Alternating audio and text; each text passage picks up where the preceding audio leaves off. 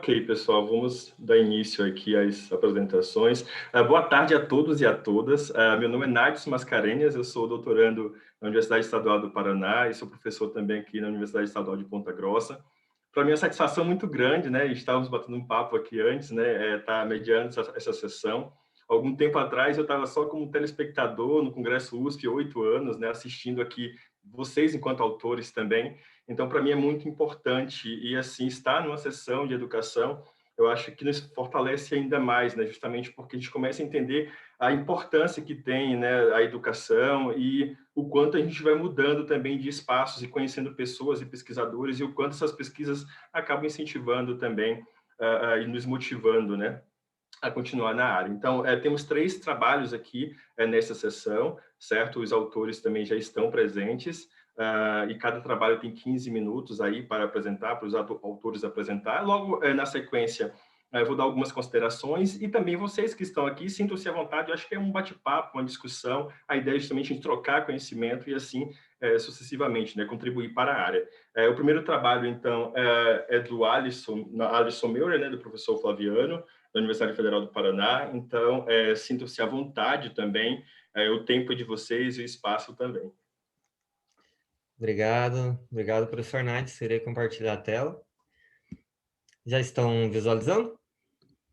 Sim. Sim? Obrigado. Bom, boa tarde a todos os presentes, a todos e a todas. É tão bom poder rever os rostos conhecidos, né? E a nossa área de educação, todo mundo acaba se encontrando em algum momento. Hoje eu irei apresentar a pesquisa que tem como título Compartilhar, Curtir, Navegar e Não Estudar, Cyberloafing de Estudantes Brasileiros de Ciências Contábeis em Sala de Aula. Ela foi desenvolvida por mim, Alisson Martins Meurer, e juntamente com o professor Flaviano Costa, que é o meu orientador no programa de pós-graduação em Contabilidade da Universidade Federal do Paraná. Bom, vamos primeiro delinear o contexto no qual a pesquisa se insere. Então, atualmente nós temos a onipresença da tecnologia na sociedade, então, nas nossas vastas atividades, se tornou praticamente impossível dissociar o nosso desempenho com o uso de algum elemento tecnológico, e no ambiente educacional isso não é diferente. Então, nós já temos uma vertente de pesquisa que ela vem mostrando os benefícios da utilização da tecnologia na sala de aula, no ambiente acadêmico, e sobre como isso pode aprimorar o processo de ensino e de aprendizagem. Ocorre que uma outra corrente começou a discutir também os malefícios advindos do uso tecnológico no ambiente universitário, de um uso dissonante do objetivo do ensino e da aprendizagem. E aí, dentro dessa vertente, nós temos um comportamento chamado cyberloafing. E aí, o que seria o cyberloafing? Basicamente, é o uso da web ou de dispositivos tecnológicos para fins voltados à distração, diferente daquele fim principal da atividade. Então, por exemplo, numa organização, o cyberloafing seria um comportamento desviante da atividade de trabalho. Já no ambiente acadêmico, o cyberloafing é um comportamento desviante da aprendizagem, da atividade de ensino, então ele não está atrelado ao processo de aprendizagem em si. E esse comportamento vem despertando a atenção de pesquisadores no mundo inteiro frente às suas possíveis consequências, tanto sobre os estudantes como sobre os professores e também e de forma mais ampla sobre as organizações e a sociedade em geral. Bom, quais seriam essas consequências do cyberloafing? Então, o cyberloafing ele é uma forma de comportamento contraproducente, que são comportamentos discricionários e que normalmente não são desejados pelas organizações. Aqui delimitando as instituições de ensino, mas poderíamos levar isso para o ambiente de trabalho também, porque ele é capaz de prejudicar os objetivos e o desempenho dos indivíduos nas principais tarefas organizacionais. E aí, quando nós falamos de alunos, o principal objetivo seria a aprendizagem do aluno. Então, o cyberloafing ele pode prejudicar a aprendizagem do discente, promover a frustração docente por essa falta de engajamento dos alunos durante a aula, promover a ansiedade tecnológica, o cyberbullying, e entre outros elementos que já vem sendo discutido na literatura e que também nós trouxemos na nossa pesquisa como possíveis consequências do cyberloafing. E aí, qual que é a importância da pesquisa para o campo analisado, que nós acabamos delimitando para o campo educacional e, mais especificamente, para os alunos de ciências contábeis? Então, já há estudos também na literatura que alertam para que os comportamentos que são manifestados dentro da universidade também tendem a ser manifestados em outros ambientes organizacionais, como, por exemplo, no ambiente de trabalho. Então, essa já é uma preocupação. Poxa, será que esse aluno que pratica o cyberloafing dentro da sala de aula, ele também pode levar isso para o ambiente de trabalho e aí ele ser prejudicado de forma dupla, né? Tanto onde ele trabalha, como também onde ele estuda. E em relação aos profissionais da área contábil, tem-se uma preocupação, porque esses profissionais eles são responsáveis por gerenciar a produção, a distribuição e a geração de informações para as tomadas de decisões nas organizações, e ao ocuparem cargos de liderança, pode influenciar a postura comportamental dos colaboradores sobre sua liderança, a partir desse tipo de comportamento também.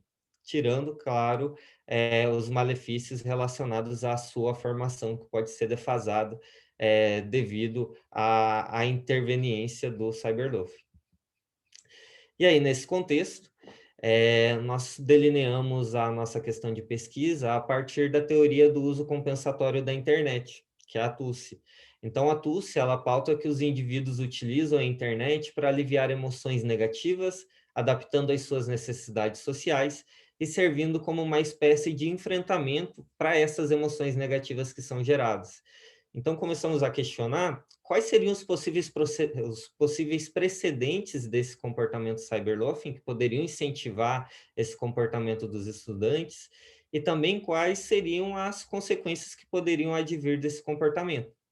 Então, a questão de pesquisa que orientou o nosso trabalho, que direcionou o nosso estudo, é a seguinte: quais são os precedentes e as consequências relacionadas ao comportamento cyberloafing de estudantes de ciências contábeis a partir do uso pessoal da internet e de dispositivos tecnológicos em sala de aula. Então, como nós estamos falando de cyberloafing, nós precisamos ter um ambiente em que ele ocorre. Então, o nosso delineamento foi para a sala de aula, o uso desses dispositivos durante a aula, né?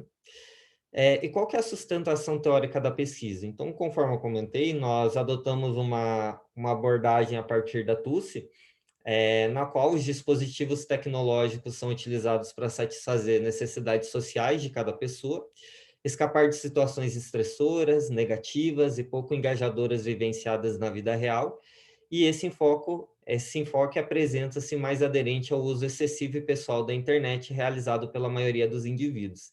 Então, na literatura, há uma corrente bem tradicional, desde a década de 70, que vem discutindo que as pessoas utilizam esses equipamentos tecnológicos sob um enfoque de variáveis demográficas, né? Se é homem, se é mulher, se é mais novo, se é mais velho. Então, isso está muito alinhado com a teoria de usos e gratificações. Nós trouxemos uma abordagem teórica um pouco mais recente, que é a TUSE, de 2014, então ela já foi proposta dentro dessa sociedade mais moderna, e que ela diz que, olha, esse tipo de comportamento ele pode ser uma estratégia de enfrentamento para fugir de algum outro tipo de situação. E aí a nossa preocupação é tentar identificar quais são essas situações que podem implicar nesse tipo de comportamento. Além disso, há diversos conceitos na literatura, como uso pessoal da web, cyberloafing, uso problemático da internet. O nosso recorte em termos de categorização teórica é o uso desses dispositivos para fins de distração. Então, cyberloafing ele pode ser tratado como sinônimo de cyberslake, e nós não tratamos ele como uma abordagem de um problema clínico ou algo nesse sentido. Então, é mais voltado para fins de distração o nosso recorte teórico. E como que nós respondemos, então, essa nossa inquietação em termos metodológicos? Realizamos uma coleta de dados de forma online por meio da plataforma SurveyMonkey, fizemos, então, o levantamento dos cursos de Ciências Contábeis de todas as regiões do Brasil, tentando localizar os endereços para entrar em contato. A partir disso, foram disparados e-mails para as coordenações, pedindo para que fosse encaminhado aos estudantes. Nós obtivemos 404 respostas válidas, então cabe realizar uma ponderação aqui em relação à coleta de dados.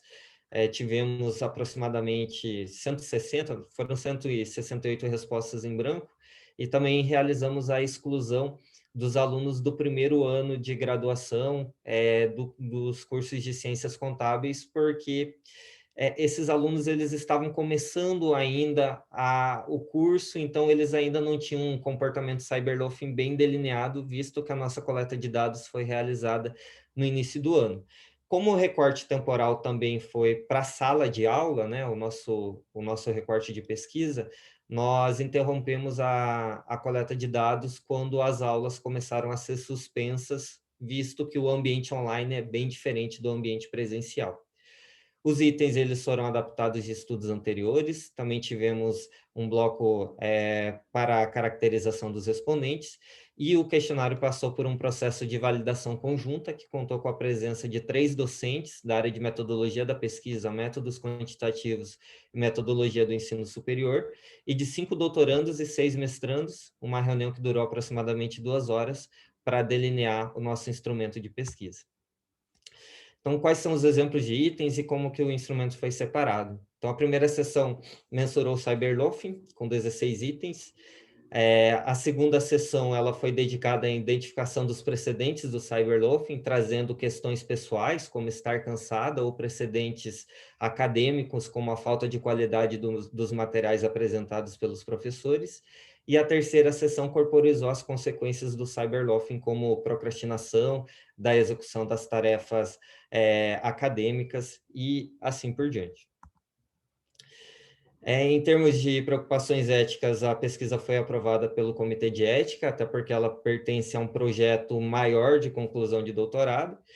E, em termos de análise, utilizamos modelagem de equações estruturais, realizamos o tratamento para evitar o viés de método comum e também realizamos uma análise de comparação entre grupos. Como que se caracteriza a amostra? Então, 64,85% dos respondentes são do gênero feminino, 64,36% frequentam instituições públicas, 32,43% são do 7º ou 8º período ou 4º ano, dependendo da instituição de ensino, e 49,75% dos respondentes permanecem conectados de 2 a 6 horas por dia nesses equipamentos tecnológicos. Em termos de resultados, montamos essa tabela hierarquizada por grupo de idade, gênero e horas de uso horas de uso dessas ferramentas que podem promover o cyberloafing, e entre os aplicativos e ferramentas mais utilizadas estão justamente as redes sociais, que figuram como um canal muito propício para a realização de cyberloafing pelo fácil contato com outras pessoas que elas acabam proporcionando. Então, dos 404 respondentes, 398 utilizam o WhatsApp, 346 o Instagram e 275 o Facebook. Em termos de resultados, os precedentes pessoais, eles apresentaram uma relação maior com o cyberloafing do que os precedentes acadêmicos. Então, os precedentes pessoais, como estar cansado, eles acabam afetando mais o cyberloafing do que os precedentes acadêmicos, como a qualidade do material dos professores, por exemplo. E o cyberloafing também se apresentou relacionado de forma positiva com as consequências propostas no nosso questionário, como chegar atrasado à aula, chegar atrasado a reuniões acadêmicas, isolar-se de amigos, de familiares e assim por diante. Então, a partir desses resultados, tem-se a preocupação de que os discentes visualizem a trajetória universitária como menos relevante a outras trajetórias, como a profissional, o qual incentiva esse trade-off de optar pelo cyberloafing como forma compensatória de sentimentos negativos em detrimento à aprendizagem. Então, há necessidade de evidenciar para os estudantes essas consequências negativas do cyberloafing. Em termos de comparação entre grupos, somente comparando o relacionamento entre IES públicas e privadas que encontramos diferenças. E aí, Taneja e outros, eles alertam que o consumismo, ou seja, a percepção de ganha-ganha dos estudantes, se relaciona positivamente com o cyberloaf, visto que aqueles que percebem a universidade como uma prestadora de serviço tendem a manifestar de forma mais intensa esses sentimentos. E isso tende a ocorrer em universidade privada justamente por esse desembolso remuneratório para você estar ali cursando o seu curso. Então, há essa necessidade de um olhar mais delicado para os estudantes de instituições privadas. E quais são as implicações da pesquisa? Então, em termos teóricos, nós estendemos a aplicação da TUSE ao vincular o comportamento cyberloafing como uma estratégia escapista para minimizar os precedentes acadêmicos e pessoais que possam levar a esses comportamentos. Em termos práticos, a implementação de políticas que promovam o uso consciente de dispositivos móveis e da internet em sala de aula é uma das principais recomendações da pesquisa, e também a proposta de técnicas de ensino-aprendizagem que utilizem essas ferramentas durante as aulas para que possam minimizar esse tipo de comportamento. Em termos sociais, pretende-se contribuir socialmente, despertando a atenção para a formação de discentes engajados no decorrer das aulas, tornando a relação professor-estudante e estudante-estudante mais efetiva no âmbito da aprendizagem, visto que, em última instância, nós já vimos que diferentes consequências podem vir desse tipo de comportamento, inclusive no âmbito de trabalho. Caminhos futuros e limitações. Então, o recorte temporal, a amostra não probabilística e o período da Covid-19 são pontos que são limitações do estudo. E o estudo conjunto do cyberloaf com variáveis comportamentais, como bem-estar subjetivo e satisfação com a vida, são oportunidades a serem exploradas.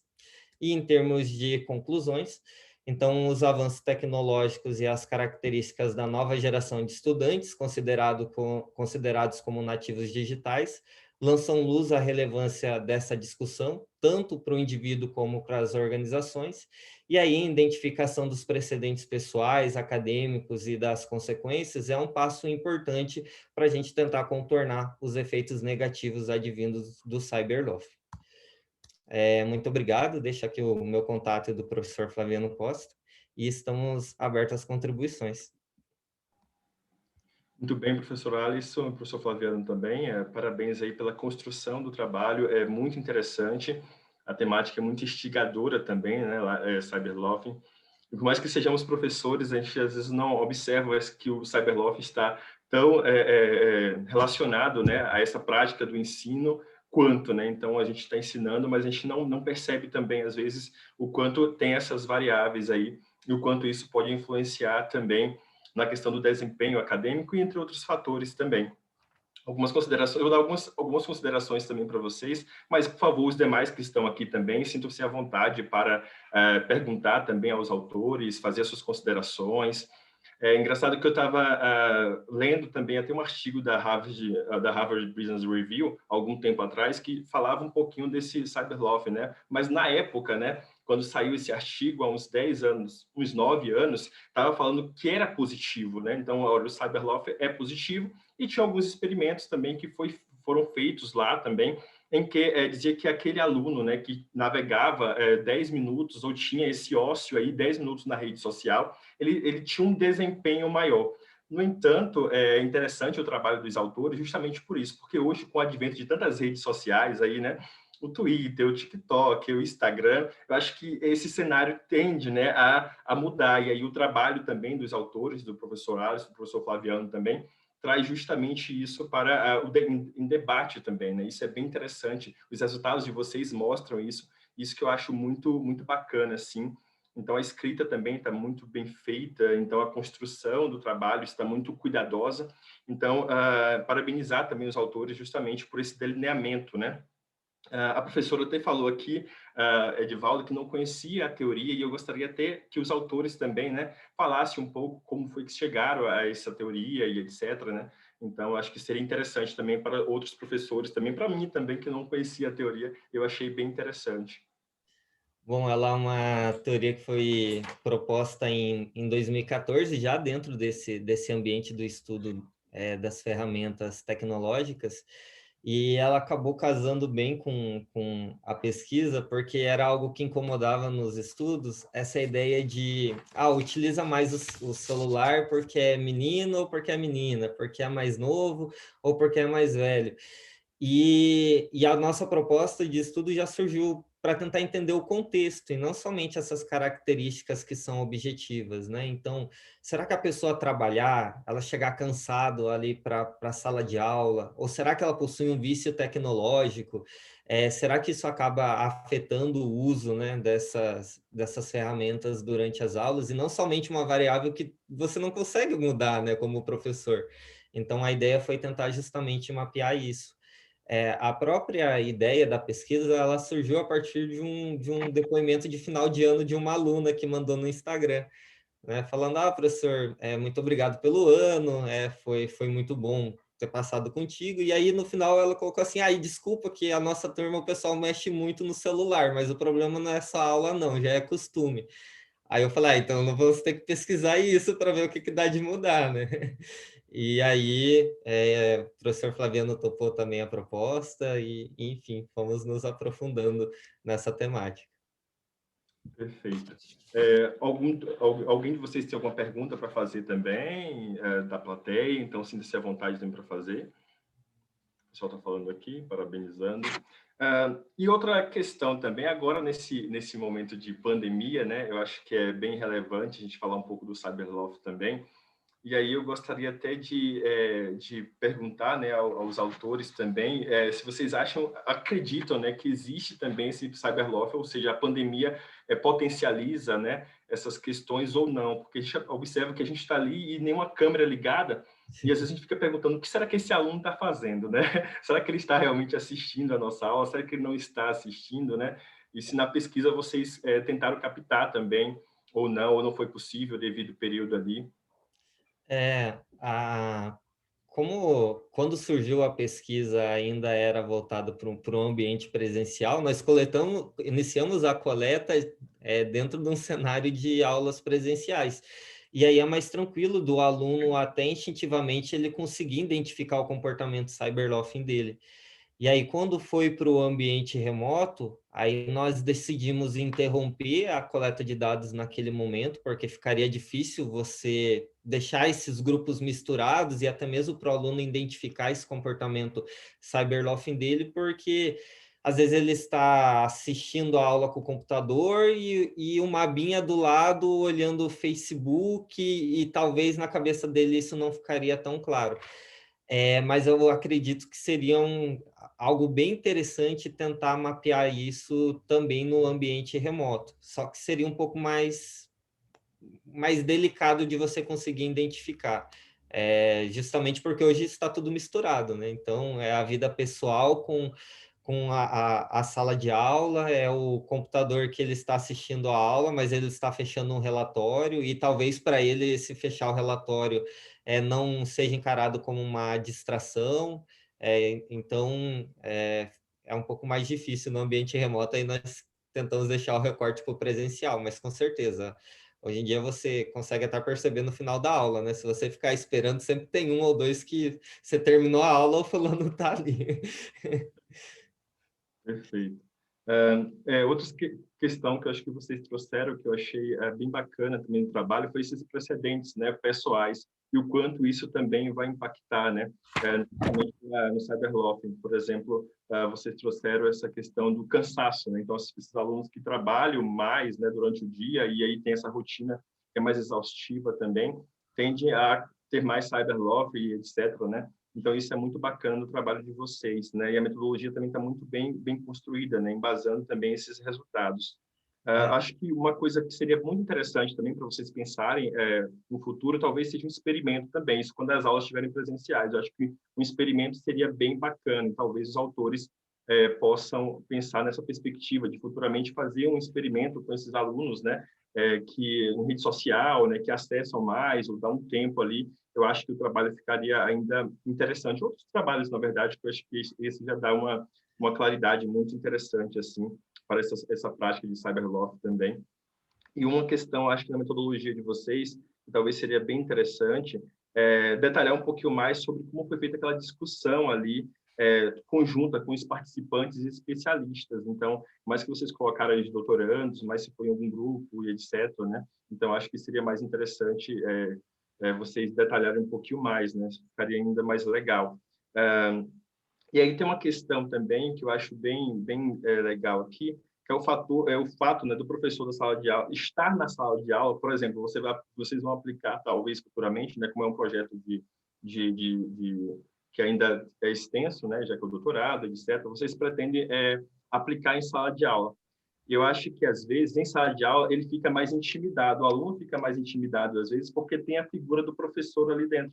Então, olha, tem a figura do professor que está à frente, então eu vou ficar mais intimidado em acessar uma rede social, por exemplo.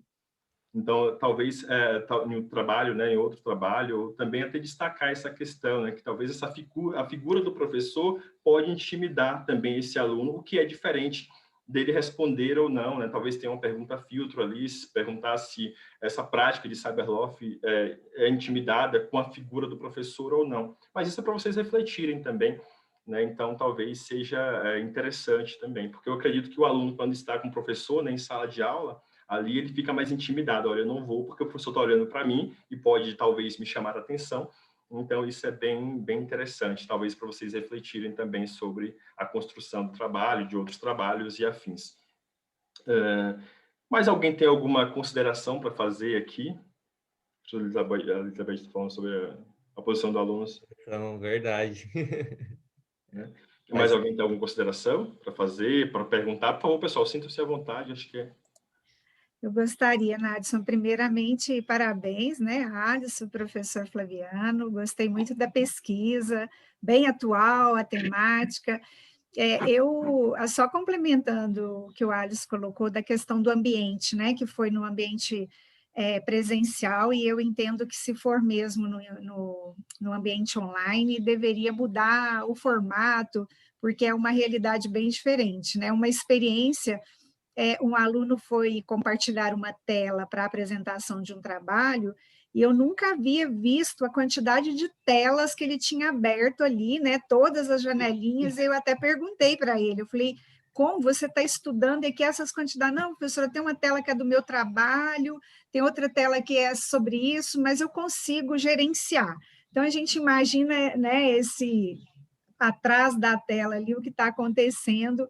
Mas, assim, essas distrações no ensino presencial, acho que o Nades comentou no início, que o uso das ferramentas tecnológicas, elas tinham um olhar positivo, né, em vários momentos, e com certeza, muitas vezes aconteceu comigo de pedir, às vezes, o estudante, olha, por favor, o celular agora não, nós estamos trabalhando com matéria, conteúdo novo. Não, professor, olha aqui, eu estou procurando porque tem um autor que fala sobre esse tema, eu estou trazendo aqui alguma coisa atual. Então, tem um lado positivo, sim, mas nós sabemos que as distrações são diversas e que isso tem uma relação aí com o desempenho, com a atuação dos estudantes. Então, só para comentar que muito interessante, vou instigar os meus alunos a lerem o trabalho, porque eu acho que pode trazer contribuições ali para que eles minimizem as distrações aí com a tecnologia. Obrigada. Obrigada, professora. E outro ponto também que eu achei bem interessante do trabalho foi falar o quanto essas práticas de cyberloft também, elas aumentam, né, de acordo com o material que o professor apresenta.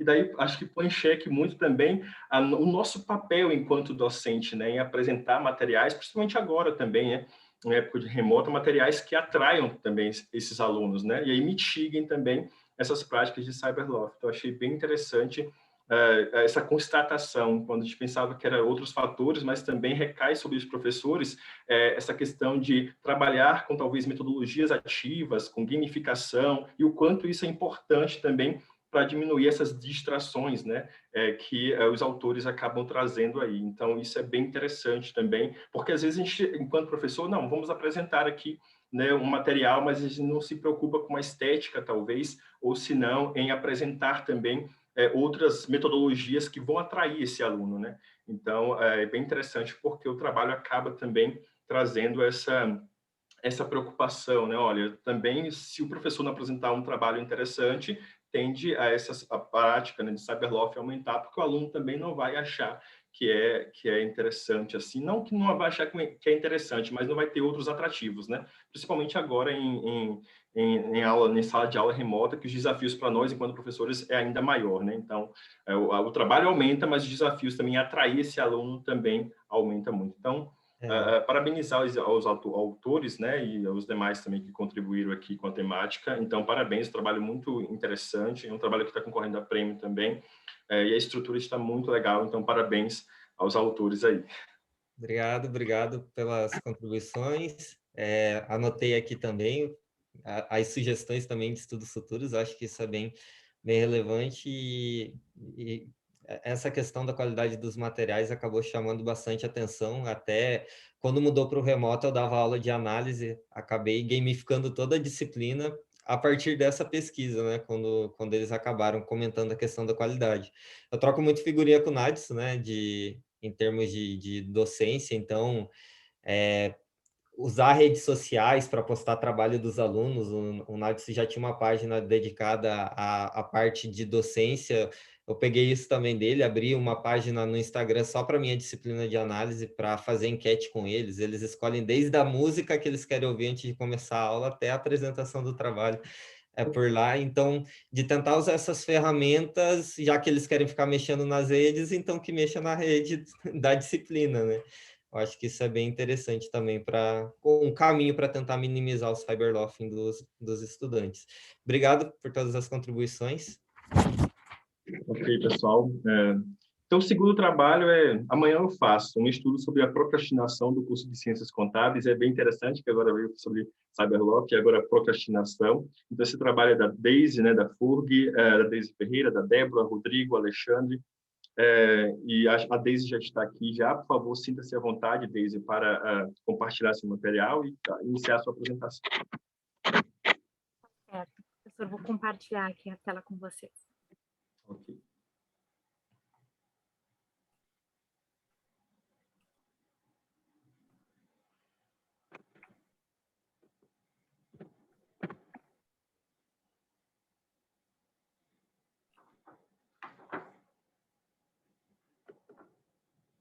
Vocês conseguem enxergar a apresentação? Sim. Bom, primeiramente, boa tarde a todos. Eu me chamo Deise Ferreira, sou mestranda no programa de pós-graduação em contabilidade da Universidade Federal do Rio Grande. É um prazer estar aqui apresentando o trabalho hoje. Há 2 anos atrás, eu apresentei no Congresso USP um trabalho que foi fruto da minha especialização em contabilidade, também pela FURG, e hoje eu estar aqui apresentando um trabalho como mestranda é uma honra e um prazer e uma felicidade. Então, queria deixar essa observação, estou muito feliz pela oportunidade de estar aqui na sala com vocês.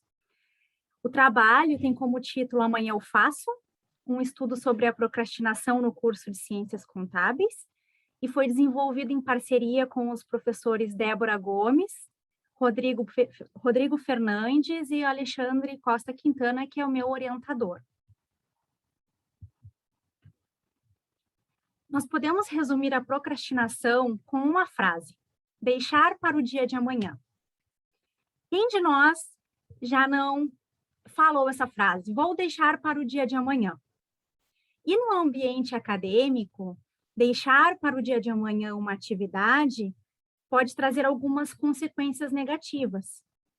Porque esse adiamento de uma ação, de uma atividade acadêmica, seja ela avaliada ou não, pode causar desconforto para o estudante, trazer um sentimento de culpa ou até mesmo de raiva, bem como problemas de saúde, que no momento que adia uma ação, uma atividade acadêmica, o estudante pode ficar ansioso, porque ele tem um prazo para concluir, e essa ansiedade pode gerar problemas tais como depressão. E esse cenário pode tornar a trajetória acadêmica desagradável, porque ele vai ter uma trajetória que vai estar sempre deixando para amanhã, deixando para o dia de amanhã as atividades, sempre sob pressão de ter que terminar as atividades, ou ter que estudar para uma prova, ou fazer um trabalho. Então, a trajetória acadêmica, ao invés de ser um momento de alegria, de felicidade, vai ser algo desagradável para o estudante. E isso pode influenciar negativamente no desempenho acadêmico desses estudantes que procrastinam. Porque vamos pensar que o estudante ele deixa para estudar para uma prova na última hora. Provavelmente ele não vai conseguir estudar todo o conteúdo que foi solicitado, né, para essa prova, e pode ser que ele tenha um rendimento acadêmico na avaliação não satisfatório. Alguns estudantes contam com sorte, né? Contam com a sorte de ir bem em uma avaliação, mesmo não estudando, ou mesmo estudando em última hora, mas alguns não contam com essa sorte e acabam tendo o seu desempenho acadêmico afetado pelo fato de procrastinar o seu estudo. Apesar da procrastinação ser um tema bem pesquisado, existe ainda uma necessidade de explorar essa temática e as consequências negativas que a procrastinação pode trazer no desempenho acadêmico dos estudantes que possuem esse comportamento procrastinador, principalmente na área de contabilidade, que ainda existem poucos estudos que investigam essa relação da procrastinação com o desempenho acadêmico dos estudantes. Em razão disso, a questão de pesquisa do trabalho é qual a relação entre a tendência a procrastinar e o desempenho acadêmico dos estudantes. O objetivo do estudo é investigar a relação entre a tendência a procrastinar e o desempenho acadêmico de estudantes do curso de graduação em Ciências Contábeis de uma instituição de ensino superior pública.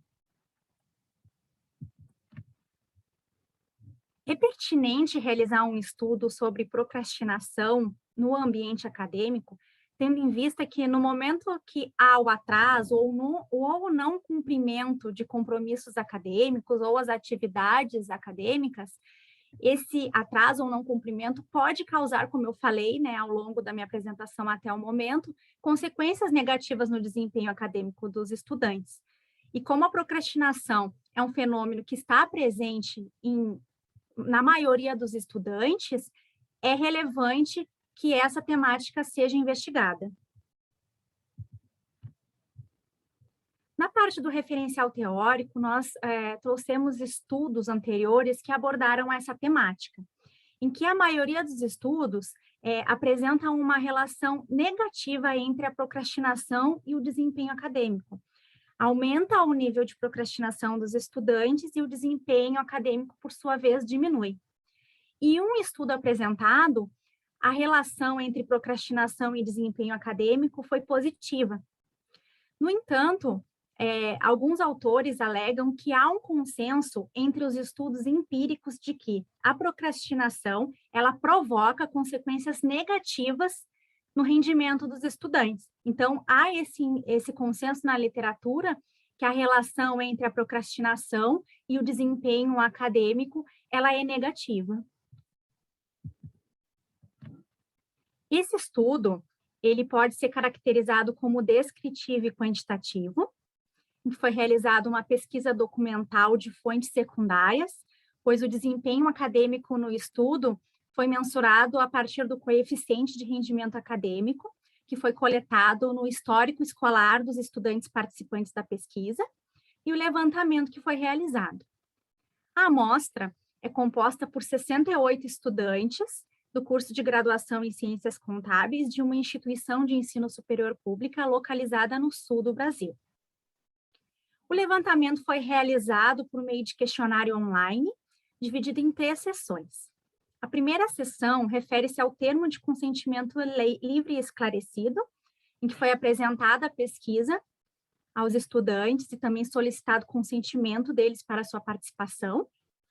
A segunda sessão é composta por 12 questões, para que seja traçado o perfil do estudante que está sendo investigado.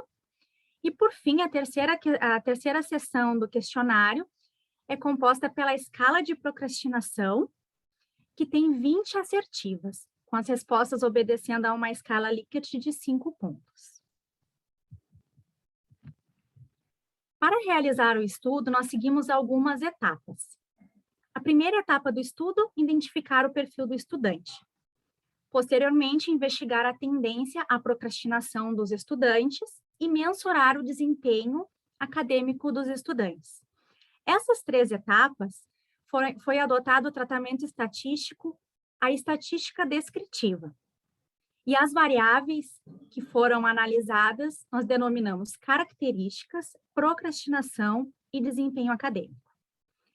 A etapa investigar a relação entre tendência a procrastinar e desempenho acadêmico refere-se ao objetivo geral do estudo, com as variáveis procrastinação e desempenho acadêmico, e o tratamento estatístico adotado foi a correlação de Spearman, em virtude dos dados não apresentarem uma distribuição normal. A última etapa do estudo foi investigar diferenças entre tendência a procrastinar, desempenho acadêmico e características dos estudantes investigados, com as variáveis procrastinação, desempenho acadêmico e características, em que foi realizada uma regressão linear múltipla e o teste T. Todo o tratamento estatístico foi realizado por meio do software SPSS na sua versão 25. A tabela 3 apresenta o resultado referente ao comportamento procrastinador do estudante, em que é possível observar que a procrastinação é um fenômeno que está presente nos estudantes investigados, já que apenas 13% dos estudantes apresentam um comportamento não procrastinador. No entanto, fazendo a análise individual, a maioria dos estudantes apresenta tendência a procrastinar as suas atividades. Para que fosse possível fazer essa análise, a partir das respostas dos estudantes, foi criado o ID Procrast, que varia de 0 a 100. A tendência a procrastinar, os estudantes que têm essa tendência, o ID Procrast variou de 25,01 a 50. E a maioria dos estudantes, 54%, é que apresentam essa tendência. Em relação à correlação realizada entre procrastinação e desempenho acadêmico, os resultados dessa correlação de Spearman indicam a existência de uma correlação positiva e fraca entre a procrastinação, representada pelo ID Procrast, e o desempenho acadêmico. No entanto, a não significância do teste não permite que seja afirmada com segurança que existe essa relação. A regressão realizada para identificar a procrastinação e a sua relação com as outras variáveis do estudo indicou também, assim como a correlação de Spearman, que não é possível afirmar com segurança uma relação entre a procrastinação e o desempenho acadêmico. No entanto, algumas observações dessa regressão realizada a gente pode fazer. Há um aumento de 8 pontos percentuais no ID Procrast, ou seja, na procrastinação dos estudantes brancos em comparação com os estudantes pardos e pretos, que na nossa análise nós identificamos como não brancos. Além disso, os estudantes do sexo masculino apresentam um ID Procrast de aproximadamente 7 pontos percentuais inferior às estudantes mulheres. E como fator de explicação do modelo, as nossas variáveis independentes, elas têm um poder baixo de explicação. É necessário ressaltar esse poder de explicação baixo dessas variáveis. No teste T, foram analisadas algumas variáveis: sexo, idade, estado civil, filhos, se o estudante exerce algum tipo de atividade remunerada, se ele iniciou outro curso superior, o período em que ele se encontra matriculado no curso e também o seu desempenho acadêmico. Para fazer a análise do teste T, foi realizado um agrupamento em 2 grupos para cada variável. Por exemplo, no período do curso, nós temos a primeira metade do curso e a segunda metade. E desempenho acadêmico, o desempenho suficiente e insuficiente, em que desempenho, o coeficiente de rendimento acadêmico até 5 é considerado insuficiente e acima de 5, suficiente. Tendo em vista que a instituição investigada, a média para aprovação é 5 no exame. Como conclusão do teste T, nós encontramos médias diferentes entre cada grupo analisado. No entanto, a não significância do teste trouxe que não é possível afirmar com segurança, mais uma vez, assim como nós encontramos na correlação e na regressão, que há um nível de confiança de 95%, as médias populacionais elas são iguais, ou seja, a gente não consegue afirmar, com base nos resultados do estudo, que esses grupos analisados apresentam um ID-Procrast diferente entre eles. Nós precisamos considerar que as suas médias são iguais. A procrastinação ela é igual para todos os grupos analisados no estudo.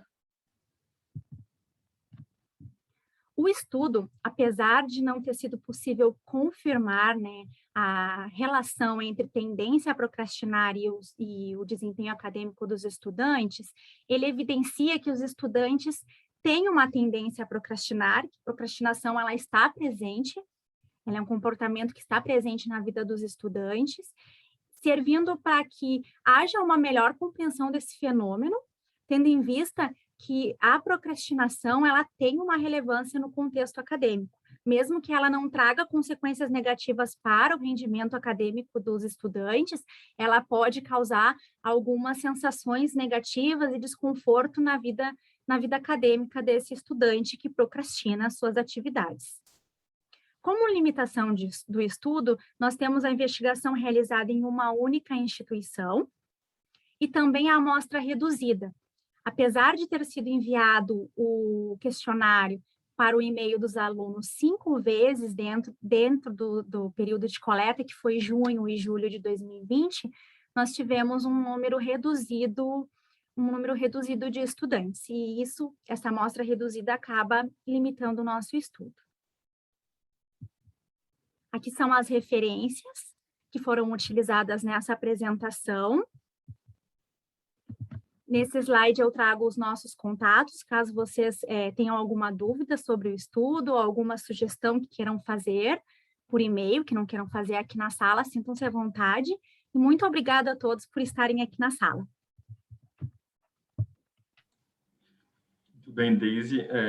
Obrigado aí pela apresentação também. É muito interessante que você assistia, né, os congressos, participava e continuou na área. Então, parabéns aí a Deise e os demais autores também, justamente pela construção do trabalho. E uma questão que acho que procrastinação é o calcanhar de Aquiles, né? Eu acho que todo mundo procrastina, às vezes, um pouco, né? E alguns estudos, às vezes, vêm também falando que a gente procrastina por alguns fatores também de buscar o perfeccionismo, né? Então, eu quero buscar a perfeição, fazer tudo da melhor forma possível, mas, às vezes, eu procrastino justamente por essa questão. Mas é interessante como vocês trazem essa questão da procrastinação para o ambiente acadêmico também e como isso pode afetar não só... Aí vocês trazem aqueles trabalhos que falam que afeta o desempenho também e o de vocês que vocês não conseguiram justamente analisar, mas não conseguiram chegar a esses resultados, mas também é um resultado, né? Acaba sendo um resultado bem interessante também para as discussões na área. Eu vou falar alguns pontos, né, que eu acho que é bem interessante também do trabalho de vocês, e eu vou abrir também depois para os demais que quiserem contribuir, sintam-se à vontade também, para os professores e não professores, enfim, todos que estão aqui na sala, então sintam-se à vontade para contribuir e fazer perguntas também. A primeira questão, acho que eu queria muito que vocês até falassem, é como você chegou, né, o porquê vocês realizaram a pesquisa, foi alguma inquietação pessoal, né? Essa disciplina, esse artigo, ele surgiu de 2 disciplinas do mestrado. E aí a gente precisava encontrar um tema para que fosse feita a pesquisa. E eu tinha uma inquietação pessoal sobre a procrastinação, porque eu preciso confessar para vocês que muitas vezes eu procrastino. E eu acredito que a maioria de nós aqui também procrastina. E geralmente a gente procrastina para fazer uma atividade que a gente considera mais importante. Muitas vezes não é nem por mal, não é nem por não querer fazer. É por procrastinar, porque tem diversas atividades e a gente acaba escolhendo uma mais importante ou uma que a gente acredita que seja mais fácil ou menos difícil, e aí a gente acaba procrastinando. Então, eu tinha essa ideia, assim, de tentar trazer para o meio acadêmico, né? Será que todo mundo é procrastinador? Será que é só eu que sou procrastinador? E os meus colegas de aula, que às vezes a gente comentava, no ensino remoto, principalmente, que a gente muitas vezes ia fazer uma atividade de casa e acabava deixando a atividade do mestrado de lado um pouquinho, por achar ela um pouco difícil, né? Por exemplo, dando um exemplo. Então, foi uma inquietação pessoal. E aí, quando eu comecei a investigar para fazer o trabalho, eu vi que vários estudos investigam a procrastinação. Perfeito, bacana, muito interessante. Eu acho que uma coisa interessante, assim, o trabalho de vocês está bem legal, está bem escrito também, mas acho que talvez a justificativa ali, logo na introdução, se vocês reforçarem a justificativa também, eu acho que vai ficar mais interessante ainda, que é um ponto bem interessante que vocês trazem, né? Logo na introdução, é justamente as implicações, né, práticas também, a contribuição. Então, eu acho que vocês poderiam ainda reforçar um pouco mais a justificativa do trabalho, já que a gente tem um corpo teórico também muito grande. Até como você falou aqui anteriormente, sobre essa questão de já existe uma massa já crítica, né, que discute sobre a procrastinação. Então, acho que a justificativa de vocês ali, acho que aumentar um pouquinho, né, justificar um pouco mais, né, porquê da região, que vai contribuir, como vai contribuir, né, eu acho que qual é aquele tijolinho que vocês estão colocando a mais, eu acho que isso seria um ponto bem interessante. Outro aspecto que eu acho que eu senti um pouco de falta e que vocês, até mesmo para uma publicação, uma futura publicação aí, você acha que a ideia é justamente essa, né, publicar e divulgar o trabalho, nos procedimentos éticos ali de validação do próprio instrumento. Mas que vocês já tenham já um instrumento, que vocês acabaram pegando de outros instrumentos, né, as variáveis e etc., eu acho que seria muito interessante você falar se houve esse processo de validação, se algum outro profissional também validou. Acho que eu senti falta um pouco de vocês citarem, talvez, e discutirem sobre esses procedimentos também. E como vocês utilizaram também, que é o índice, né, e vocês acabaram analisando e vendo esse índice acadêmico, né, desses estudantes, e eles tiveram também que colocar ali o seu registro acadêmico, né, justamente para que vocês buscassem, junto com a coordenação, um coordenador aí as notas e etc., eu acho que seria interessante vocês colocarem também esse procedimento. Acho que ficaria bem mais interessante ali num que tange a metodologia mesmo, para deixar mais claro mesmo os procedimentos éticos. Eu acho que possivelmente um avaliador aí de periódico vai estar pedindo também. E hoje nossa área está muito cri-cri, né, digamos. Então, esses procedimentos éticos, eles são necessários também, justamente para validar ainda mais o estudo de vocês, porque traz alguns resultados que são bem interessantes e robustos também. Gostaria de saber se alguém da sala quer contribuir, quer fazer alguma pergunta para os autores, sintam-se à vontade. Acho que a ideia é a gente conversar aqui. Eu gostaria, Nadson, tudo bem? Jesus Marco está falando. Por favor, professor. Obrigado. Deixa eu ver se eu consigo aparecer para vocês aqui. Bom, pessoal, parabéns, Deise, pela apresentação de vocês aí, do trabalho de vocês. Muito legal. Eu entrei nessa sessão mirando o teu trabalho, porque, na verdade, eu me identifico um pouco com o elemento da procrastinação. Não tem como, né? Eu acho que o professor em si deve ter uma tendência, né, a procrastinar, porque eu acho que as atividades são múltiplas, muita coisa para fazer, vai escrever alguma coisa, vai retardando. Eu estou escrevendo algo aqui há 2 anos e nunca concluo, por exemplo, né? Porque sempre tem uma coisa a mais, tem uma proposta nova, e você sempre vai se empolgando, enfim. Mas eu fiquei com eu não li seu trabalho, mas eu tive cuidado de fazer uma busca dentro do texto. Você falou o termo de consentimento livre esclarecido. Mas eu não vejo isso citado no seu texto, por exemplo, né? Eu fiz uma busca com a palavra termo, então não sei se tem outra coisa lá esclarecido, né? Então você menciona na sua apresentação, mas não menciona no trabalho. E a pergunta é a seguinte: se você fez um consentimento, um termo de consentimento livre esclarecido, você submeteu a algum comitê de ética ou simplesmente foi para você e para o investigado? Esse trabalho ele não foi submetido ao comitê de ética da instituição. Esse trabalho, como eu citei, foi um trabalho de disciplina, da disciplina do mestrado. Nós tínhamos um curto período de tempo para a realização de todo o trabalho, e foi bem no início da pandemia que nós começamos a realizar esse trabalho. A nossa instituição ainda estava se estruturando nesse modo remoto.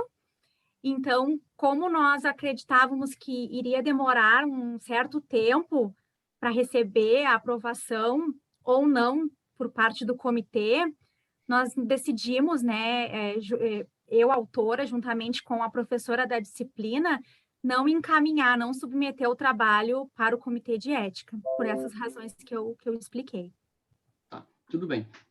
Isso é importante porque, normalmente, o termo de consentimento de livre esclarecido a gente faz por uma imposição do comitê, né? Nem por uma imposição do pesquisador, né? O comitê que exige para submeter, né? Então, mas tudo bem, ok. Sugiro que as próximas pesquisas vocês tentem fazer isso, né?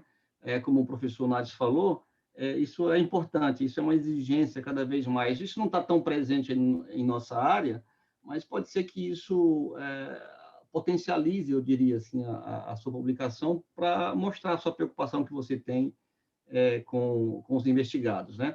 Uma outra dúvida que eu tenho, me permita de novo, você fala em tendência para procrastinar. E aí você tem, me parece, no seu slide, você mostra que tendência para procrastinar é só uma categoria, um ponto de corte, digamos assim, da escala de procrastinação, né? Dentre outros 4 pontos de corte que você tem lá.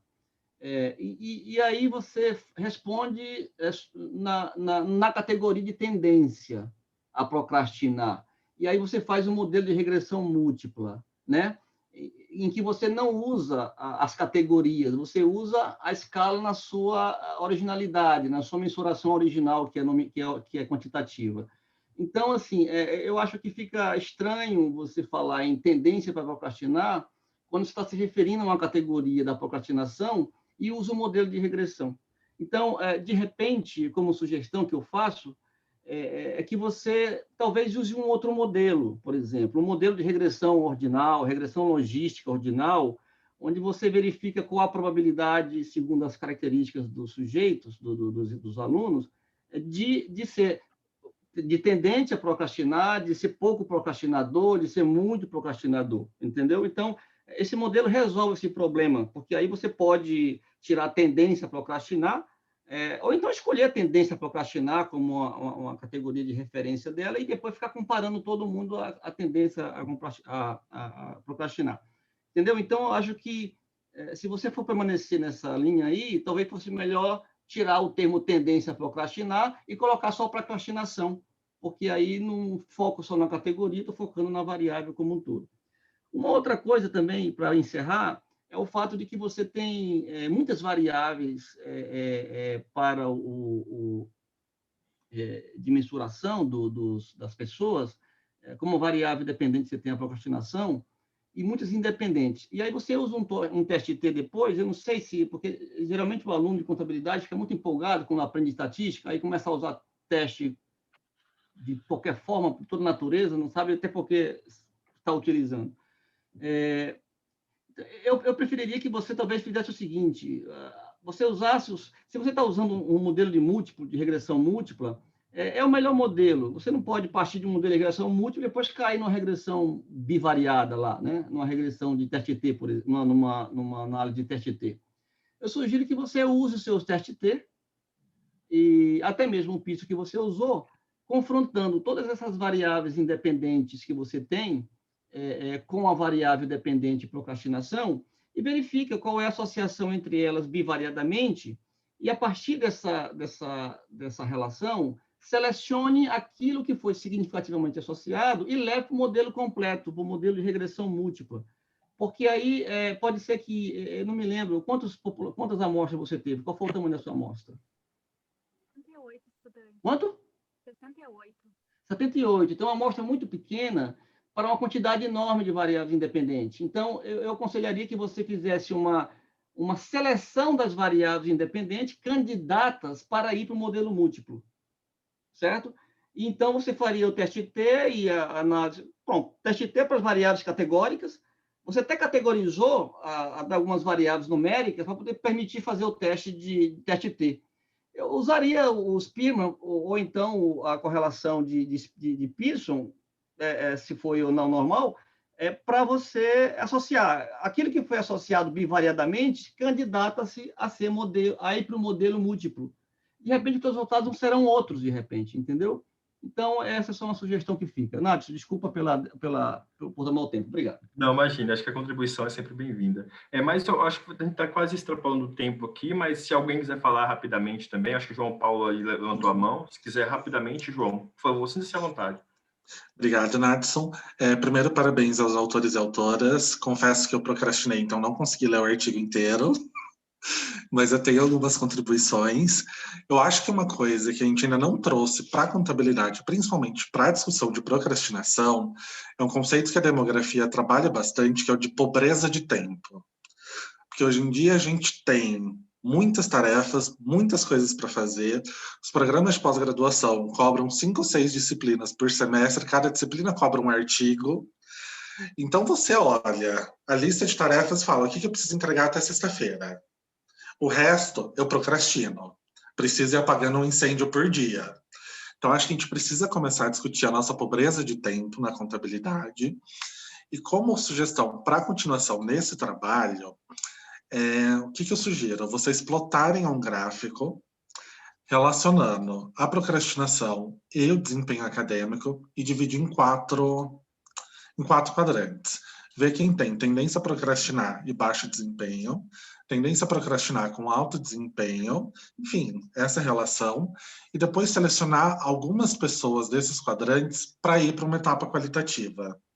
Porque, às vezes, a gente não tem as variáveis exatamente por não entender o contexto inteiro. Então, fazer algumas entrevistas trabalhando exatamente os 4 contextos. Então, como que uma pessoa que procrastina muito tem desempenho acadêmico alto, sendo que não é o esperado, e a pessoa que não procrastina tem um desempenho baixo. E tentar entender melhor esses casos, porque eu acho que complementa bem a pesquisa, e anda muito com a literatura nesse sentido. Mas, de maneira geral, parabéns pelo artigo. Essa que é a minha sugestão. Muito bem. Desde aí, os demais autores, parabéns aí pela apresentação, a gente está com o tempo já aqui. O próximo trabalho aí, até o Alisson colocou aqui no chat também, que tem algumas contribuições, eu tenho outras contribuições, depois eu mando para ti também, tá certo? Obrigada. Perfeito. Agora, o próximo trabalho é justamente do professor Marcelo, né? Da Elizabeth, do João Paulo e da Cristina, né? Então, sinta-se à vontade para apresentar, professor, e os demais autores também, por favor. Obrigado, Nadson. Boa tarde a todos. Vou compartilhar a minha tela para a gente começar a discussão.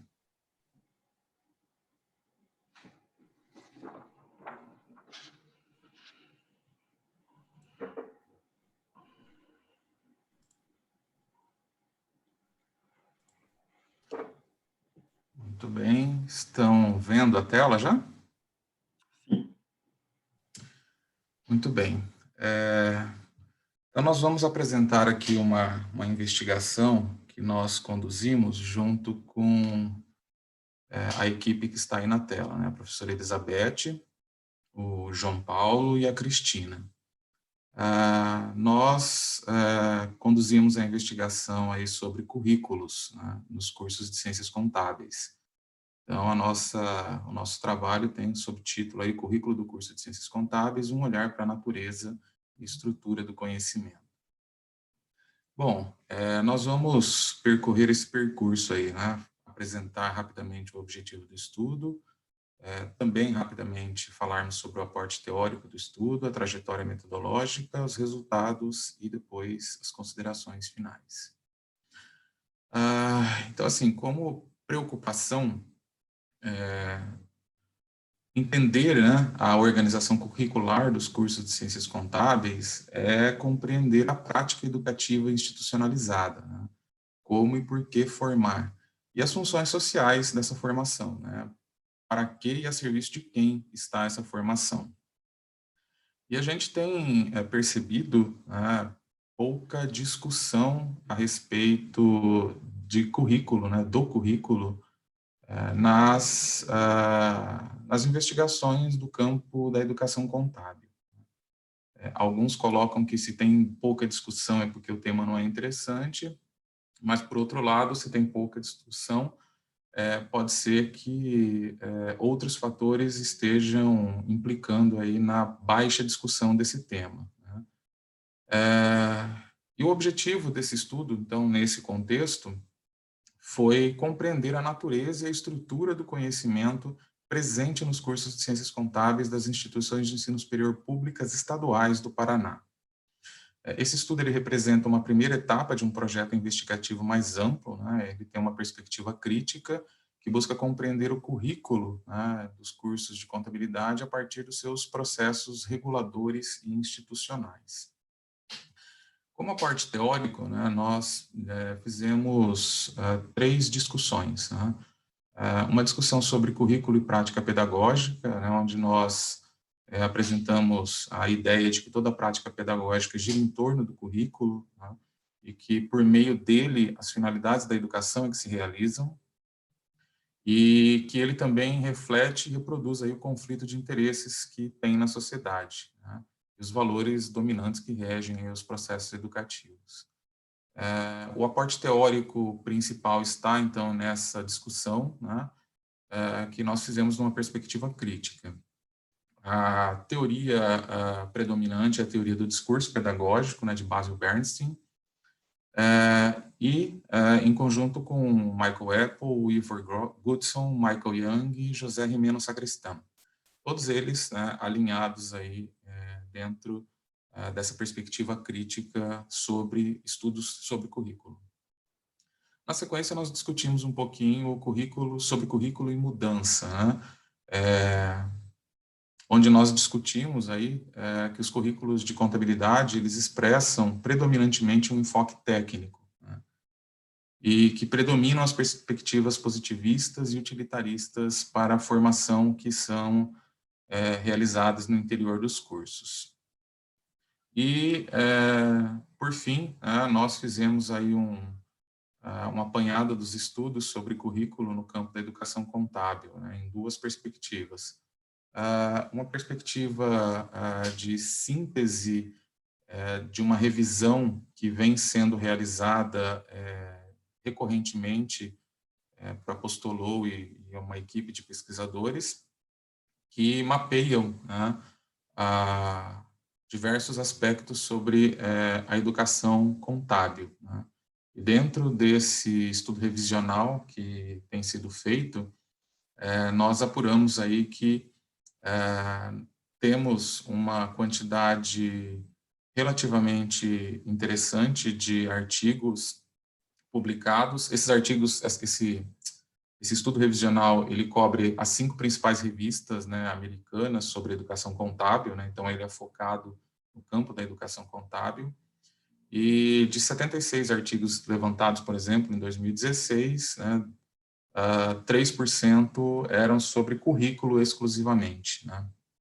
E aí a gente percebe, né, nesses levantamentos, que normalmente cobrem décadas, né, a gente tem percebido aí, né, por esse pequeno extrato, síntese, que há uma evolução das discussões sobre o currículo, né, de contabilidade nessas 5 revistas, obviamente, né.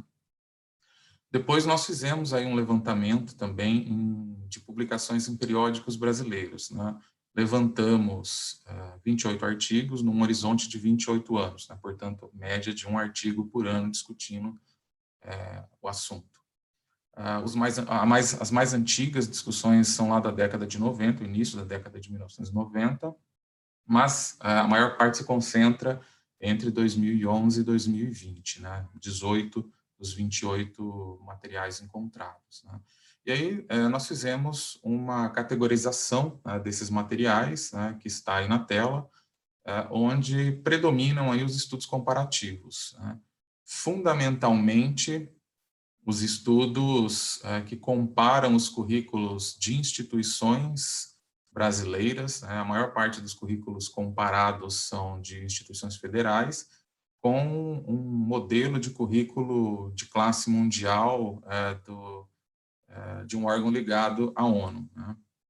Então, são estudos que a gente classificou como comparativos, né? Mas temos aí também estudos que trabalham a ideia do currículo e profissão, dos princípios e bases curriculares, mas todos eles em menor quantidade, né? As discussões que nós encontramos nesses materiais foram discussões que caminham sempre na linha da racionalidade técnica, considerando aí o currículo como um instrumento de sequenciação de conteúdos técnicos. E uma presença grande de heteronomia, né? Então, assim, o que é que nós temos que trazer do mercado ou de outros modelos para dentro do nosso currículo. A gente não percebeu nesses materiais todos nenhuma discussão crítica a respeito do que é importante em termos de conhecimentos, de formação no âmbito das instituições, né? Porque a educação ela é um objeto, né, localizado, né?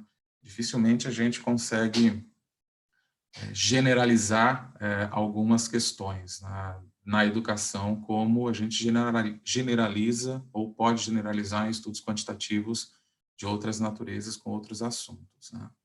Então, a gente não percebeu nenhuma discussão mais crítica nesse sentido. Bom, metodologicamente, ele é um estudo de natureza qualitativa e de característica documental, né? Essa fase da investigação ela foi eminentemente documental. Nós investigamos, então, os 13 cursos de graduação em Ciências Contábeis das 7 universidades estaduais do Paraná. O corpus dessa parte da investigação foi composto pelos projetos pedagógicos desses 13 cursos, e nós trabalhamos os dados em dois tipos de categorias, né? Primeiro, a categoria organizativa, né, que fundamentou aí o foco da nossa análise, e a gente se baseou para estruturar essa categorização nas diretrizes curriculares nacionais, né? Então, a gente categorizou aí a organização do trabalho em conhecimentos de formação básica, conhecimentos de formação profissional e conhecimentos de formação teórico-prática. Depois, as categorias analíticas propriamente ditas, né? Foram duas, né? Conteúdos formativos, né? O que esses cursos estão dando ênfase, em quais conteúdos eles estão dando ênfase, em que medida, quais implicações decorrem disso, e de concepção formativa, né? Qual é a formação pretendida com esses currículos, né? E o que esses currículos revelam, então, eles indicam para nós. Bom, em termos de resultados, eu vou fazer uma síntese aqui, uma sumarização aqui para não ter que entrar em detalhamentos de planilha, né? Então, eu fiz um recorte dos dados que estão no material, né, no manuscrito, mas por aqui eu acho que a gente vai conseguir compreender um pouquinho esse contexto, né? Então, nós fizemos aí uma distribuição, né, da carga horária dos cursos, né, uma distribuição não, um mapeamento, né, da carga horária dos cursos. Deixa eu só pular aqui, acho que fica melhor. Acho que está invertido aqui o slide. Nós fizemos um mapeamento da carga horária dos cursos, né, pelas categorias aí formativas, em carga horária de formação básica, de formação profissional e de formação teórico-prática. No material, a gente faz aí a definição do que é considerado cada uma dessas categorias. E nós apuramos que os cursos, né, no conjunto, em média, dedicam aí 30% da sua carga horária para a formação básica, 49% para a formação profissional e 21% para a carga horária de formação teórico-prática.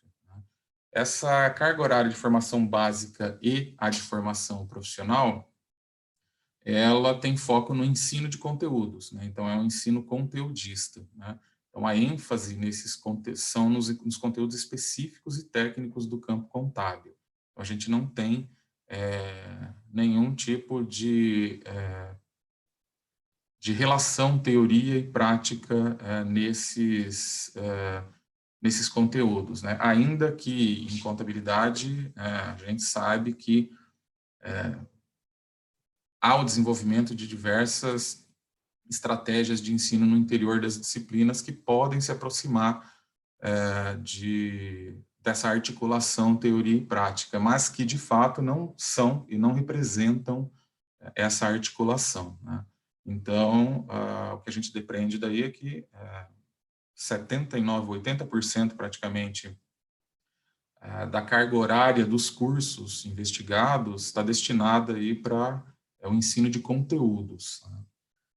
E 20% para ensino de elementos que façam aí a articulação, ou pelo menos que deveriam fazer a articulação teórico-prática. Só que quando a gente olha para dentro dessa carga horária de formação teórico-prática, a gente encontra uma série de componentes classificados como teórico-práticos, que, na verdade, não são efetivamente elementos teórico-práticos, né? Por exemplo, dentro da carga horária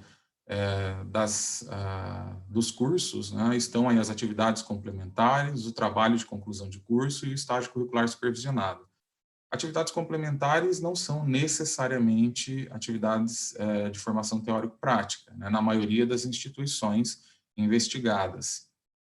O trabalho de conclusão de curso, em algumas dessas instituições, ele pode também abarcar a formação teórico-prática, mas a maioria trabalha com a noção de iniciação à ciência, né, de produção científica, né, de colocar o aluno em contato com a produção científica. E, efetivamente, o que a gente encontrou, né, de elemento articulador da teoria e da prática é o estágio curricular supervisionado, né? Então, todas elas têm por obrigação, né, das diretrizes curriculares nacionais. Bom, e aí e aqui esse quadro mostra o que eu falei, né, quando a gente olha para dentro da carga horária teórico-prática, né? Eu peguei aí um recorte de algumas das instituições, né, de 6 delas, né? Então, por exemplo, a Universidade Estadual de Maringá, né, ela tem aí 4% da sua carga horária para TCC, 5% para atividades complementares e 12% para estágio supervisionado. E ela não tem nenhum componente curricular de práticas, o que se chama de laboratório de práticas em algumas delas. A Unespar de Campo Mourão, né, que é a minha instituição de origem, dedica 6% para TCC, 6% para atividades complementares, 12% para estágio supervisionado e 6% para laboratórios de práticas. Então, a gente pode perceber, né, por esse quadro, que efetivamente o elemento que articula de forma objetiva a teoria e a prática, né, que coloca o aluno em contato com uma prática profissional e permite que ele faça uma reflexão sobre essa prática enquanto faz a prática, é um percentual relativamente baixo da carga horária, né, para um curso que, para cursos, né, que pretendem formar profissionais para o mercado de trabalho. Aqui. A gente fez aí uma análise também dos objetivos desse curso para ver se há um alinhamento entre o que o currículo promove e o que os cursos estabelecem enquanto objetivo, né? Então, a gente fez um recorte aqui também, né, um extrato aí do que está no material nosso lá, no nosso artigo. Então, assim, todos eles indicam, né, em alguma medida, que pretendem, né, oferecer uma formação teórico-prática, né, como a da UniOeste aí, né, possibilitar uma sólida fundamentação teórico-prática que permita uma atuação profissional competente, formar profissionais dotados de competências e habilidades voltadas para o mercado de trabalho, da UEMP, né, apresentar conceitos e práticas que permitam o domínio da contabilidade financeira, obrigações fiscais, tributárias, societárias, né, a UniOeste novamente, formação em consonância com a legislação profissional, buscando aí a geração de informações econômicos financeiras baseadas em controles, da Unicentro, preparar os alunos para o exercício profissional. Aqui é o da UEM, eu esqueci de colocar no slide aqui a universidade, né, que pertence a esse extrato. Bom, daí a gente depreende que todas elas têm, né, por objetivo, né, proporcionar uma formação mais voltada para o exercício da profissão contábil, como não deve deixar de ser no nível da graduação, né? Mas, entretanto, o que elas oferecem efetivamente, né, de formação, não está totalmente, nós consideramos pelo menos, né, que não está totalmente alinhada com seus objetivos, uma vez que o foco do conteúdo, né, da estrutura de conhecimento presente nessas instituições, nesses cursos, né, dessas instituições, é um foco mais conteudista, né, e menos de articulação, teoria e prática, de colocar o aluno em contato com práticas profissionais diversas e para que ele tenha uma experiência, ainda que inicial, né, e possa refletir sobre essa articulação do que ele estuda em termos de conceitos, definições e aplicações com o que ocorre na prática profissional. Esse componente normalmente é realizado pelos estágios remunerados, né? Que são componentes importantes, mas que os projetos pedagógicos de curso não tratam como um componente curricular, né? O estágio supervisionado, o estágio obrigatório, sim, né? Bom, já partindo aí para as considerações finais, né? O nosso objetivo, então, foi compreender um pouco a natureza e a estrutura do conhecimento, né, presentes nos cursos investigados. Nós apuramos aí que as investigações brasileiras sobre os currículos apresentam-se pouco críticas e reflexivas sobre a função do currículo para organizar e direcionar as práticas educativas, e que neles predomina uma certa ideia que se repete recorrentemente aí, né, ao longo dos materiais, ao longo dos 28 anos nesses materiais, né, de que o ensino de contabilidade precisa ser renovado, modernizado e alinhado às necessidades do ambiente profissional, mas sempre subsumindo aí o ensino ao mercado de trabalho. Que não é um equívoco ou não tem que deixar de ser assim, mas não pode ser somente assim, pelo menos numa perspectiva crítica, né? Em termos de natureza dos conhecimentos, né, presente aí nos cursos investigados, né, o foco está aí nos conhecimentos técnico-profissionais, ditos como teóricos, né, os conteúdos, né, técnico-profissionais. Em termos de estrutura, eles se mostram, então, conteudistas, né, com cerca de 80% de suas cargas horárias voltadas para conhecimentos básicos e profissionais. Cerca de 20% da carga horária é direcionada, de suas cargas horárias, né, são direcionadas para a formação teórico-prática, né, o que se configuraria até em um percentual considerável, porém, né, quando a gente olha para dentro dessa carga horária teórico-prática e desse componente, né, de articulação teoria e prática, a gente percebe que ela ocorre em menor quantidade efetivamente, né, 10% ou menos das cargas horárias. Em termos de formações que pretendem com o curso, os dados mostraram um descompasso entre os objetivos estabelecidos e a estrutura e composição curricular, né? E, então, essa é a síntese dos nossos resultados. Em termos de limitações, esse estudo, como eu falei, é um estudo inicial ainda, então a gente não adentrou em diversos outros aspectos que seriam necessários para termos uma compreensão mais apurada, né, mais aprofundada sobre essas situações. Por exemplo, nós não nos detivemos aí nos regulamentos de atividades complementares, nos regulamentos do TCC, nos regulamentos dos próprios estágios supervisionados e dos laboratórios, né? Então, o que seria uma limitação desse estudo, né? Nós analisamos a estrutura e o conteúdo de conhecimentos na matriz curricular, efetivamente, né? Outra limitação que a gente tem é que a análise ela se restringe às IES públicas estaduais paranaenses, né, que tem uma relevância, uma importância dentro do cenário educacional como um todo, né, no campo contábil, mas não abarcamos outras instituições, né, privadas e públicas também, como as federais, né.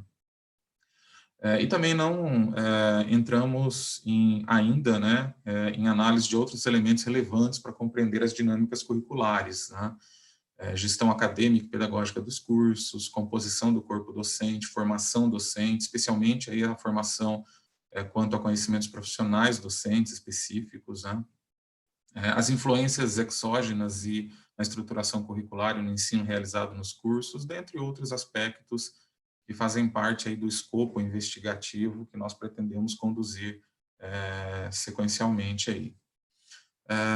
Essas limitações, portanto, também já constituem-se aí em sugestões de estudos, mas nós colocamos 3 especificamente aqui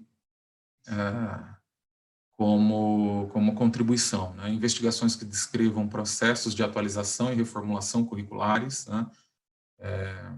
Que tenham acontecido ou estejam, né, acontecendo, investigações que se aprofundem aí criticamente em relação às influências heterônomas e exógenas sobre as constituições curriculares, e as investigações que descrevam e discutam percepções dos diversos atores envolvidos em processos de construção, atualização, reformulação curriculares, né? Professores, coordenadores pedagógicos, enfim, né? Todo o complexo que cada instituição tem aí e se envolve nesse processo todo, né? Inclusive regulamentações internas das instituições. Bom, é isso, pessoal. Eu agradeço aí a atenção de vocês. Eu nem sei se eu me estendi para além dos 15 minutos, Nadson, me desculpe aí, você e os demais colegas, se eu me estendi. Mas está aí os nossos contatos, né, caso queiram entrar em contato posteriormente conosco. Perfeito. Desde já gostaria de parabenizar os autores e acho que essas inquietações são válidas também, interessantes que vocês trazem em uma perspectiva crítica, né? E o trabalho de vocês é bem denso também, porque vocês discutem sobre essas questões. E uma coisa que um dos autores que vocês colocam e trabalham bastante, o Young, né? Ele fala assim que é uma inquietação bacana, eu acho que serve para os cursos, né? Ele fala que a gente deve se perguntar sempre o que todos os alunos deveriam saber ao deixar a universidade, ao deixar a escola. Eu acho que essa é a preocupação de vocês também, enquanto pesquisadores, e por isso que a pesquisa de vocês tem uma relevância muito interessante. Vocês começam a querer abrir essa caixa de Pandora também.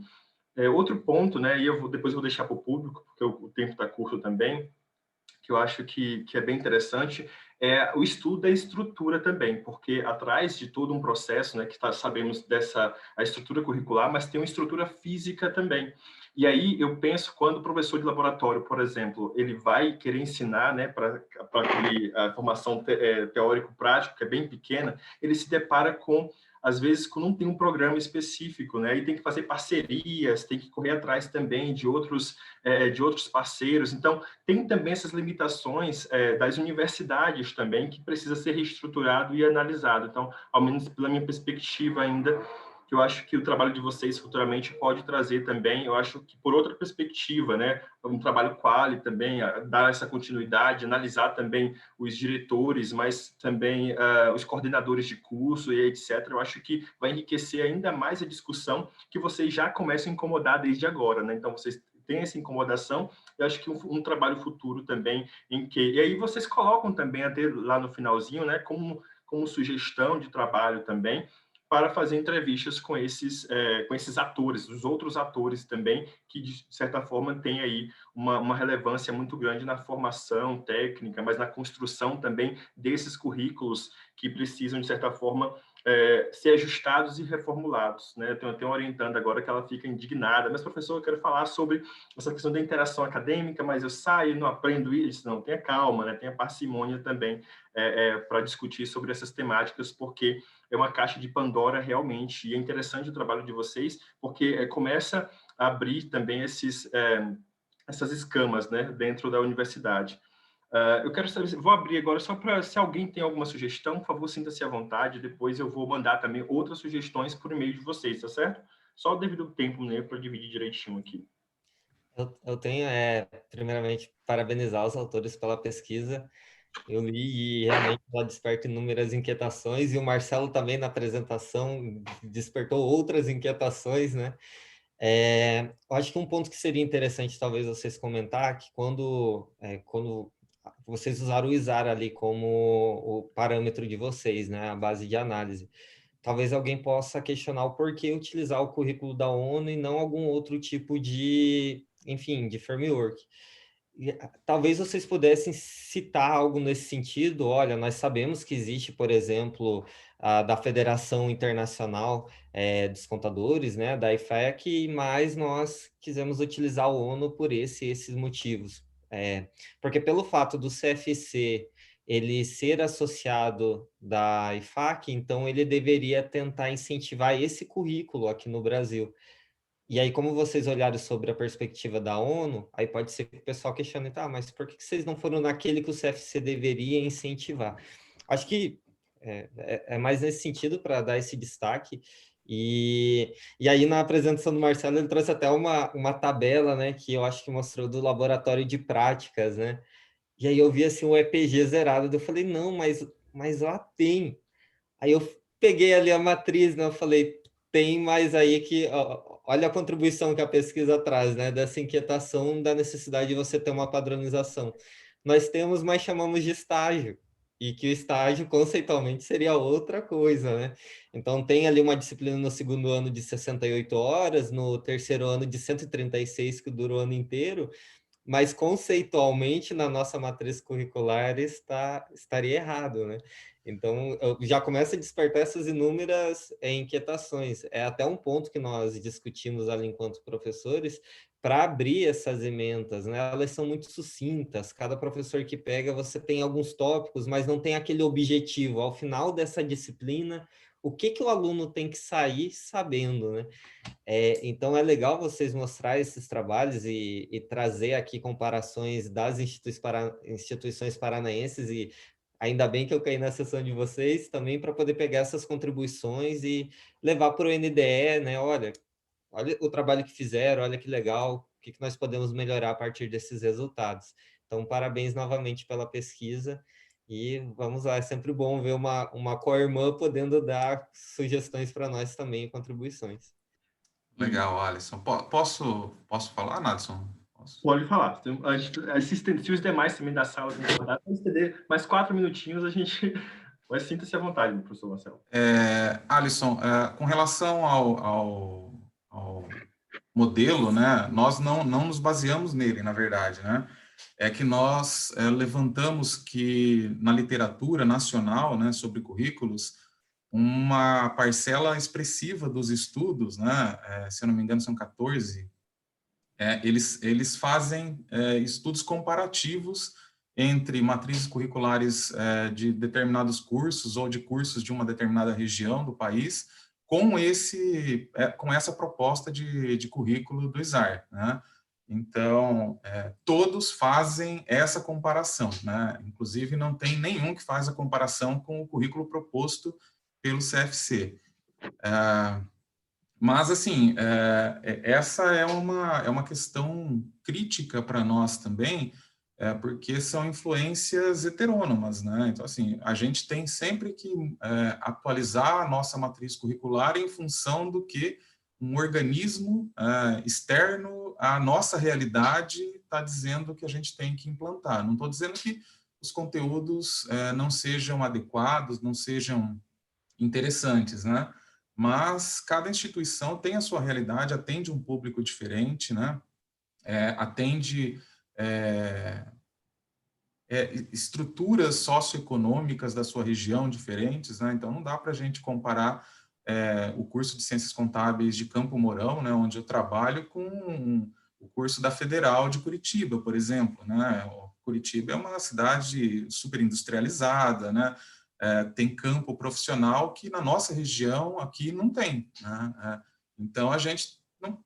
Por que a gente vai dar ênfase, por exemplo, em uma carga horária grande em auditoria se os nossos estudantes não têm isso como uma perspectiva profissional. E aqui a gente não tem empresas que tenham auditoria, ou pelo menos um volume, né, razoável de... Então, assim, esse tipo de questão é que incomoda um pouquinho, né? Porque que a gente sempre tem que, né, se pautar pelo que organismos externos, né, à universidade indicam, e a gente tem que assumir isso como uma realidade, né, como uma coisa a ser feita. Eu acho que tem que ser considerado, mas a gente não pode subsumir, né? A gente não pode sempre tá ficando à mercê disso, né? E assim, outra coisa, né? Você falou aí do laboratório, né? Então, assim, foi considerado como componente teórico-prático, porque estágio é um componente teórico-prático, né? Só o nome que está um pouquinho equivocado, então, de acordo com a sua perspectiva aí, né? Com o que você colocou do material. Só para finalizar, Nadson, eu sei que eu falo bastante, né? Mas, assim, a Edivalda coloca uma questão ali, né? Se nós verificamos aí a parte das metodologias de ensino e os processos de avaliação, né? Ainda não, Edivalda, né? Ainda não, né? Mas, né, a pesquisa está em andamento. Perfeito. Então, muito obrigado, assim, a todos os autores que estavam presentes na sessão. Vou dar outras contribuições também, só rapidamente. Achei até a conclusão mesmo, acho que eu senti falta de vocês, enquanto autores, aparecer um pouco mais. Então, claro, como é um trabalho mais crítico ali, e aí a gente tem aquele fôlego e depois, às vezes, na conclusão fica mais tímido, mas eu acho que vocês poderiam aparecer um pouco mais ali na conclusão também, que eu acho que ficaria bem interessante, principalmente porque o trabalho de vocês abre novas perspectivas, né? Essa questão de olhar mais o currículo e etc. Gente, muito obrigado aí, desculpe a pequena parcela aí de atraso, mas é justamente para o bem. Eu acho que as discussões aqui foi bem interessante. Eu tenho outras contribuições, vou mudar para os e-mails de vocês. Então, muito obrigado. É uma satisfação rever todo mundo, rever ex-colegas, colegas aí, e assim, poder estar aqui mediante essa sessão. É muito interessante, eu só espero que vocês tenham gostado e também tenham crescido junto com a gente. Acho que a ideia é essa, né? A ideia é compartilhar conhecimento e aprender sempre. Então, os 3 trabalhos trouxeram uma carga de aprendizado muito grande. Então, parabéns aos autores e tem muito congresso pela frente ainda até sexta-feira, né? Nos vemos por aí. Vamos tirar um print da sessão? Vamos sim. Abre essa Quero aproveitar só para agradecer a parceria aí com a Elizabeth, com o João Paulo, com a Cristina, né? Que toparam em encampar essa empreitada. Obrigado, pessoal. Todo mundo sorrindo para a foto? Aí. Nadson, parabéns pela sua mediação, viu, Nadson? Parabéns. Obrigado a vocês que estão aqui prestigiando. Tchau, tchau, gente. Tchau, boa noite. Tchau, boa noite.